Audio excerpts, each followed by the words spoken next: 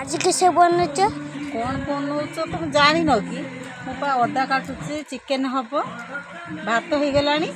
कि चिकेन आंच मुझे चिकेन लेयर लेयर आसी अच्छा लेयर हाँ हौ जो कथा कह भाई कषा बनैब ना झोल बनैब कषा भी हम झोल भी हम कषा खाइबु ना चिकेन झोल खाइबु कहलु